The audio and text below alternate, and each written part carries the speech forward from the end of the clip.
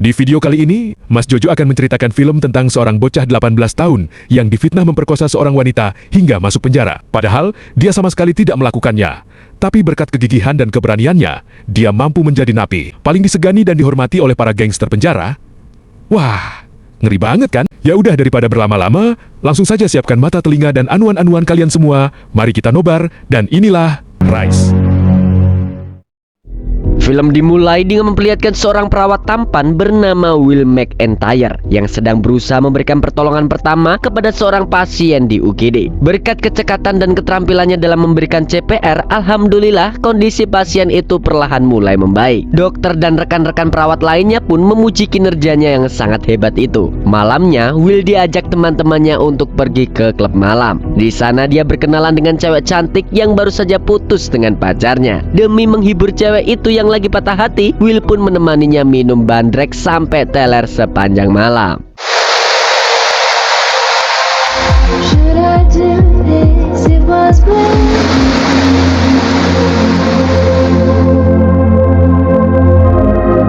Keesokan paginya, Will yang baru saja mau pergi bekerja terkejut saat menemukan dua orang polisi datang ke rumahnya. Tanpa memberikan waktu bagi Will untuk bertanya apa yang sebenarnya terjadi, mereka langsung memeriksa rumah Will dan menemukan barang haram di kamarnya. Dan saat itu juga, Will langsung ditangkap dan dibawa ke kantor polisi. Ternyata, Will ditangkap karena dituduh telah memperkaos cewek bernama Jen Tier. Dan kebetulan, Jen ini adalah cewek yang ditemuinya di klub semalam. Saat di pengadilan, bahkan Jen mengaku kalau Will sudah memaksanya untuk berhubungan intim saat dia dalam kondisi teler karena pengaruh obat. Mendengar tuduhan itu, tentu saja Will langsung membantah karena dia ingat betul kalau mereka hanya minum bersama selama berjam-jam saja. Namun sayang, pembelaan Will tidak diterima oleh juri karena ada barang bukti berupa barang haram yang ditemukan di rumah Will. Pada akhirnya, hakim pun memutuskan bahwa Will bersalah dan dia dijatuhi hukuman penjara selama 6 tahun lamanya. Jury foreperson, how do you find the defendant? Guilty. I didn't do it. Okay, come on, let's go.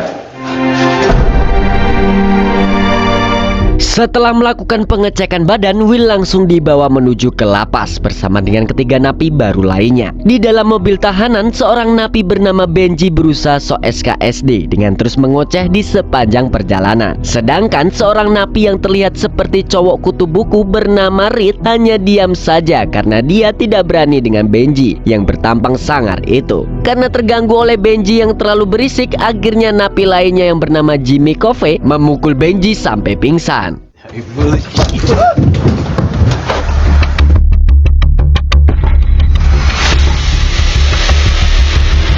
Setibanya di lapas, mereka langsung disambut dengan meriah oleh para napi lainnya. Apalagi ada salah satu napi Boti yang genit dan berusaha menggoda Will yang berparas ganteng itu. Saat mereka keluar dari mobil, mereka berempat disuruh untuk berbaris rapi dan seorang sipir wanita datang menghampiri mereka untuk memberitahu jika Will, Benji, dan Reed akan ditempatkan di ruangan sel yang sama, yaitu di sektor B. Sedangkan Jimmy sendiri ditempatkan di sel yang terpisah dengan mereka. Setelah mengambil baju tahanan, Will pergi menuju ke kamar selnya. Di sel itu dia bertemu dengan teman satu selnya yang bernama Butch. Selain Butch, Will juga berkenalan dengan seorang napi bernama George yang terlihat alim karena kemana-mana selalu membawa kitab. George pun bertanya berapa lama masa tahanan Will. Saat Will menjawab kalau dia dijatuhi hukuman 6 tahun penjara dengan mengajukan banding, George malah menimpali kalau pengajuan bandingnya itu akan memakan waktu yang lama karena bukan cuma dia saja, tapi rata-rata napi lainnya di sini banyak juga yang mengajukan banding karena menganggap mereka tidak bersalah. George juga memberi saran kepada Will agar menghindari masalah apapun kalau mau hidup selamat di penjara ini. Karena di lapas ini setiap napinya harus bekerja, Will yang memiliki latar belakang sebagai seorang perawat pun disuruh untuk merawat seorang napi bernama Fung Poi yang sedang sakit parah dengan diupahi $5 setiap harinya. Karena tidak bisa menolak, Will pun terpaksa menerima perintah tersebut. Hari itu juga Will langsung melakukan pekerjaannya untuk merawat Fung. Bahkan saat dia mulai mencoba belajar tentang hukum dengan membaca buku-buku mengenai kasus kekerasan seksual, Will juga harus mengajak Fung ikut bersamanya ke perpustakaan. Saat Will tengah mengajak Fung jalan-jalan, Jimmy yang berada di lapangan tiba-tiba memanggilnya. Sambil mencengkram adik berharga milik Will, Jimmy bertanya apakah penjaga bernama Walsh yang telah menempatkannya bersama Butch di satu sel dan menyuruhnya untuk merawat Fung. Sambil menahan kesakitan, Will hanya mengiyakan saja semua ucapan Jimmy. Sebelum menyudahi pembicaraan mereka, Jimmy berpesan kepada Will agar jangan percaya kepada siapapun yang ada di dalam penjara ini. Don't trust no one. Saat Will membantu Fung yang lagi pipis, tiba-tiba penjaga Walsh datang dan memberitahu kalau dia kedatangan pengunjung yang ingin bertemu dengannya. Saat tiba di depan gerbang, ternyata pengunjung itu adalah detektif konstabel Rossi, polisi yang pernah menangkapnya waktu itu. Sayangnya kedatangan detektif Rossi ke sana tidak membawa kabar baik untuk Will, di mana pengajuan banding untuk masa hukumannya itu telah ditolak oleh pengadilan. Dan itu berarti Will harus melewati masa mudanya selama 6 tahun dengan berada di balik jeruji besi. For my flaws, so your runner I plead guilty for the rebellious. Comatose to getting toasted with the devilish. Corruption in the system got everyone handcuffed. Bless with the curse, reverse the wound heals, but just with the Merasa kecewa dengan keputusan tersebut, Will langsung menelpon pengacaranya yaitu Francis Peters untuk bertanya kenapa pengajuan bandingnya itu ditolak, padahal dia sudah memenuhi semua persyaratan yang diajukan untuk melakukan banding. Di telepon, Francis mengatakan kalau ini bukan hanya masalah prosedur saja, tapi dia juga harus memiliki bukti yang kuat untuk membuktikan bahwa dirinya memang tidak bersalah. Karena itulah Francis tengah mengupayakan untuk mencari seseorang yang handal dalam mencari bukti-bukti kuat untuk memenangkan banding tersebut. Keesokan harinya, Will kembali mendapat kunjungan dan kali ini ibunya lah yang datang untuk menjenguknya. Sambil membawa Fung bersamanya, Will pun pergi ke ruang tunggu untuk menemui ibunya. Saat bertemu Will, ibunya memberikan sebuah jimat peninggalan mendiang ayah Will untuk disimpan putranya agar selalu dilindungi dari mara bahaya. Sang ibu juga bertanya bagaimana keadaan Will selama berada di lapas, karena khawatir kalau putranya itu tidak bisa hidup dengan layak di sini. Bisa dilihat kalau ibunya masih tidak terima jika Will harus dihukum atas kejahatan yang sama sekali tidak dilakukan oleh sang putra. Bahkan ibu Will sampai berteriak frustasi saking kesalnya dengan hukum yang selalu menindas orang lemah dan main asal tangkap orang saja tanpa berusaha memeriksa bukti yang ada dengan benar. Karena membuat keributan, ibu Will pun terpaksa diusir oleh sipir penjaga dari sana. 11-12 dengan hukum di Konoha lah ya, dimana hukum itu hanya berlaku adil bagi orang-orang berduit. I love you. Hari demi hari dilalui oleh Will dengan damai dan tenang di dalam penjara. Bahkan Will juga sudah mulai akrab dengan beberapa napi lainnya yang ada di sana. Dia juga terlihat asik menonton pertarungan ilegal yang dilakukan oleh para napi secara diam-diam setelah menyogok sipir penjaga sebagai uang tutup mulut. Bahkan para napi saling pasang taruhan untuk mendukung jagoannya masing-masing. Rape is such an easy charge to go down for. What are you feeling? We lost all the intelligent jurors at selection and we're left with the one defamation lawsuit. Sayangnya ketenangan Will harus berakhir lebih cepat saat tiba-tiba para sipir penjaga menggeledah kamar selnya dan menemukan barang haram yang disembunyikan di bawah bantal milik Will. Yang ternyata barang haram itu sebenarnya adalah milik Butch dan Will hanya dijebak oleh Butch agar dirinya tidak mendapatkan hukuman. Karena kejadian inilah Will dihukum oleh kepala sipir di mana semua aktivitas Will akan selalu diawasi selama 24 jam mulai dari sekarang. Your every move will be under closest scrutiny. We'll be investigating every visitor on your. Di tempat lain, Francis menemui kenalannya yang juga merupakan seorang pengacara bernama Julie Nile. Di situ, Francis meminta bantuan Julie untuk menangani kasusnya Will dan meyakinkan Julie kalau Will benar-benar tidak bersalah atas tuduhan yang dialamatkan padanya itu. Sayangnya dia menolak karena hakim yang menjatuhi hukuman bagi Will dikenal tidak pernah menerima banding tanpa adanya bukti yang kuat. Dan Julie tidak ingin mengambil resiko besar yang bisa mempengaruhi karirnya sebagai pengacara. Dengan nada bercanda, Julie malah berkata kalau Francis menginginkannya untuk menangani kasus ini, maka dia harus membayar uang muka lebih dahulu sebesar $40.000 kepadanya. Sementara di lapas, Will dikunjungi oleh kenalannya yang bernama John. Saat mengobrol dengan John, Will langsung curhat kalau dia tidak bisa memaafkan Jane yang telah menjebaknya sehingga dia harus dipenjara seperti ini. Namun John yang religius memberi saran supaya Will bisa berlapang dada dan mau memaafkan Jane suatu hari nanti agar bisa hidup dengan damai. Meski begitu, saat ini Will tetap masih tidak ridho karena gara-gara tuduhan itu namanya jadi tercoreng dan dia harus kehilangan pekerjaan, teman-teman, dan kehidupan masa mudanya. And you expect me to forgive her? The newspapers have smashed any reputation I have left, and even some of my good friends have snubbed me. Come on.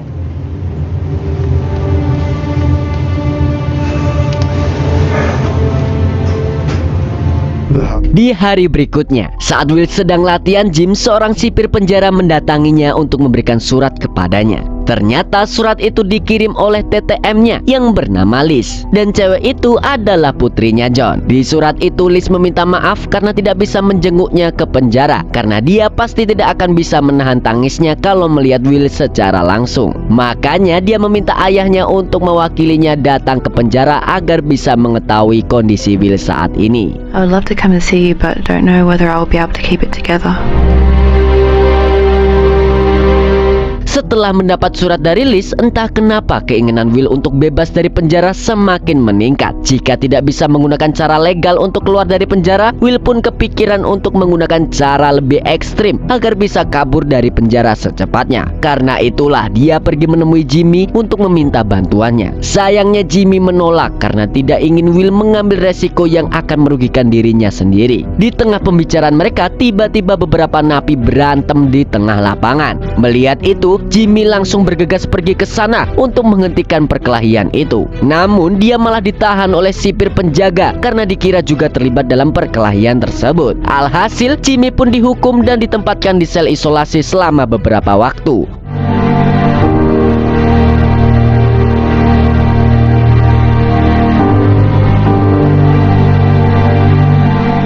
Hari demi hari pun terus berlalu. Hingga beberapa bulan kemudian, Will yang berkelakuan baik selama di penjara pun akhirnya dipindahkan. Yang awalnya sekamar dengan si biang onar Butch, beruntung kini dia bisa sekamar dengan temannya yang religius, yaitu George. Di sisi lain, Francis masih berusaha membujuk Julie agar bersedia membantunya untuk menangani kasusnya Will. Kembali ke Will yang sekarang sudah bisa hidup lebih tenang setelah tidak sekamar lagi dengan Butch. Dia pun semakin rajin belajar tentang hukum agar bisa mencari cara untuk memenangkan pengajuan bandingnya kembali. Meski begitu, gangguan Butch masih saja menghampirinya secara tak terduga. Saat Will baru saja membeli pop mie, susu sustagen, dan minuman soda, Butch malah ingin memalak susu sustagennya. Namun dengan berani Will menolak untuk memberikannya, karena bagaimanapun juga barang-barang itu dibeli dengan hasil kerja kerasnya sendiri. Butch yang mendengar gertakan Will pun langsung kena mental karena tidak menyangka ada orang yang berani menantangnya. Come to me in private and ask for it.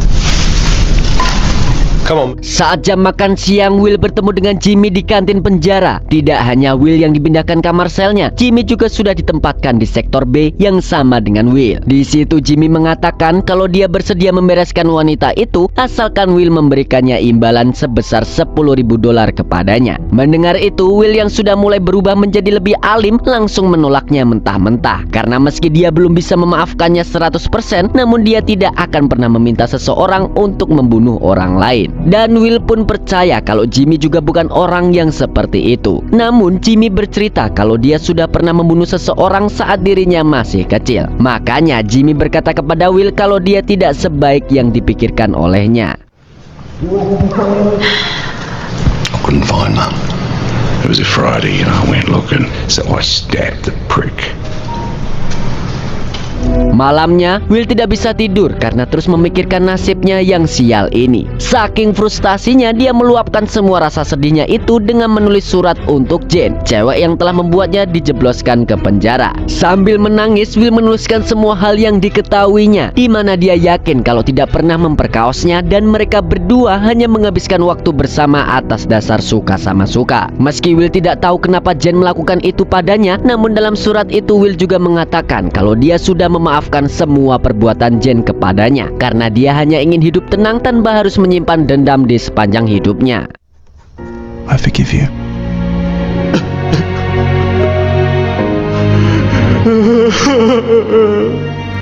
Suatu hari Butch mendatangi Will yang sedang berada di kamar selnya bersama dengan George. Awalnya Butch ingin menantang Will agar tidak berbuat macam-macam lagi dengannya. Namun George datang menolong Will dengan memberikan ceramah kepada Butch hingga membuat Butch pusing meladeni kerandomannya George itu. Tidak hanya itu saja, dengan bantuan Fung yang mengawasi pintu luar, Will dan George pun memulai rencana mereka untuk mengerjai Butch. Seolah-olah Butch dirasuki oleh setan, George pun seperti hendak meruqyah Butch dengan air keran agar setan yang merasuki tubuh Butch bisa keluar dan semua dosa-dosanya bisa diampuni. We claim this soul in the name of the Father.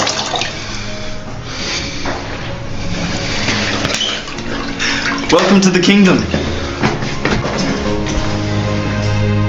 Keesokan harinya, Will kembali mendapatkan kunjungan. Siapa sangka orang yang datang menemuinya adalah Julie. Saat bertemu Will, Julie menyampaikan kalau dia sudah mengetahui masalahnya dari Francis. Meski sempat menolak, tapi akhirnya Julie bersedia untuk menangani kasus Will. Karena sebagai seorang pengacara, dia tidak bisa membiarkan orang yang tidak bersalah harus dihukum seperti ini. Mendengar hal itu, Will pun merasa senang dan sangat berterima kasih karena Julie mau membantunya. Setelah bertemu Julie, Will segera menelpon Francis untuk mengucapkan terima kasih kepada pengacaranya itu. Namun Francis mengingatkan Will agar tetap bersabar karena segala persiapannya pasti membutuhkan waktu yang tidak singkat. Saat Will hendak bertanya kapan sidang bandingnya dilaksanakan, tiba-tiba alarm peringatan di penjara berbunyi. Attention staff, code blue. All prisoners return.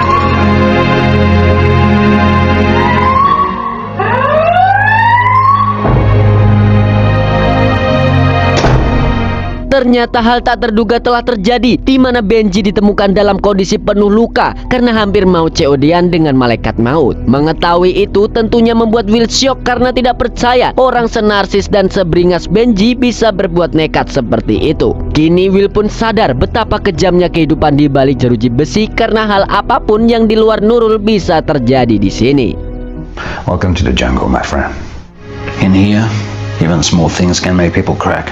Those who hope in the Lord will renew their strength. Namun hal itu justru semakin membuat Will berusaha untuk menjadi lebih kuat agar dirinya bisa terus bertahan hidup di dalam lapas sampai hari pembebasannya tiba. Will yang dulu mudah dibully dan diintimidasi oleh penjaga sipir dan napi senior yang lebih kuat kini tidak takut lagi untuk berhadapan dengan mereka. Selain itu, Will juga menjadi semakin akrab dengan napi lainnya sampai sering main gaple setiap hari bersama mereka. Bahkan Will juga berlatih tinju dengan Jimmy dan menggunduli rambutnya agar terlihat lebih sangar.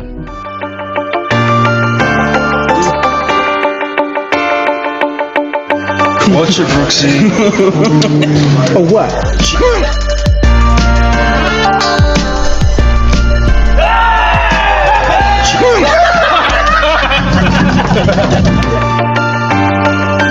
What's the party? Suatu hari saat sedang membersihkan diri di kamar mandi, Jimmy bercerita kepada Will kalau hari ini dia akan pergi ke pengadilan untuk mengikuti sidang pembelaan atas kasusnya. Jimmy meminta saran apa yang harus dilakukannya karena jika dia mengaku bersalah maka masa hukumannya akan ditambahkan menjadi 10 tahun lagi. Namun jika dia tetap tidak mengaku bersalah maka dia tetap akan diadili dan polisi akan memindahkannya dari lapas ini. Mendengar itu, Will tidak bisa berkomentar banyak karena semua keputusan tetap ada di tangan Jimmy sendiri. Dia hanya berharap yang terbaik untuk Jimmy. Hari itu Will pun mengantar kepergian Jimmy dengan rasa sedih, namun penuh harap jika Jimmy juga bisa mendapatkan keadilan untuk dirinya sendiri.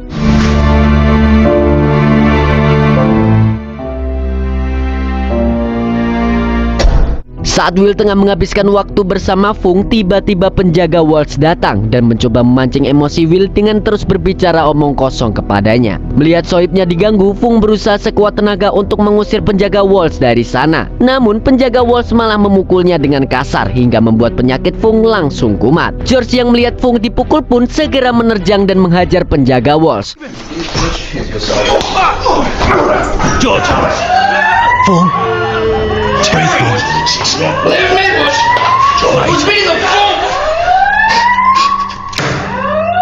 Beberapa hari kemudian, akhirnya sidang pengajuan banding Will pun dilaksanakan. Tidak hanya Francis dan Julie yang datang untuk membela Will, keluarga dan rekan-rekan terdekat Will juga turut hadir di sidang itu untuk memberikan dukungan mereka kepada Will. Dalam sidang itu, Julie mengungkapkan bahwa dia memiliki bukti kuat yang akan membuktikan bahwa Will tidak bersalah. Namun pembelaan Julie tidak semudah itu dilakukan karena pengacara lawan terus berusaha menekannya untuk mematahkan semua pembelaannya itu. The traces of were found in her urine. Of drink spiking offered in the first trial have now evaporated. Pill purchased off the supermarket broken down to its base form is.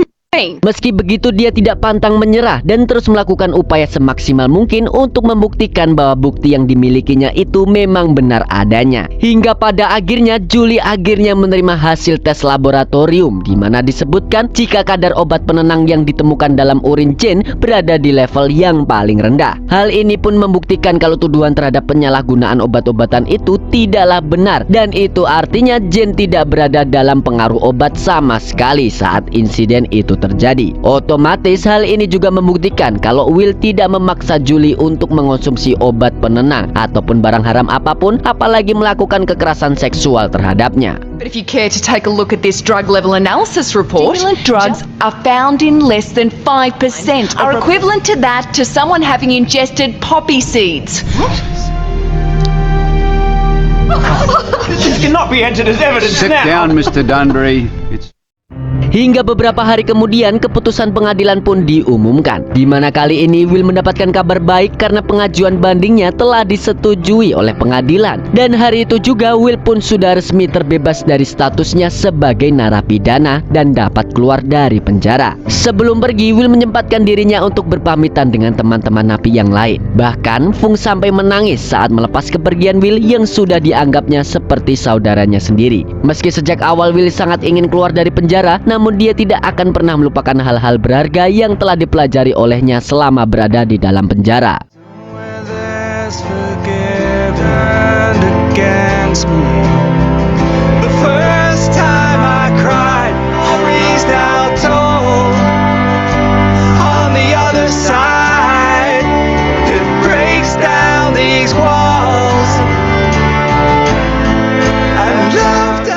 Di akhir film terlihat Jimmy mendatangi Will yang sedang berlibur di pantai impiannya tersebut. Ternyata Jimmy juga sudah bebas setelah dinyatakan tidak bersalah dari kasusnya. Mereka pun saling berpelukan bahagia karena bisa sama-sama mendapatkan keadilan berkat kesabaran, pantang menyerah, dan kegigihan mereka untuk terus bangkit dan bertahan sampai kebenaran datang untuk membantu mereka menjadi orang bebas kembali. Dan tamat ending yang cukup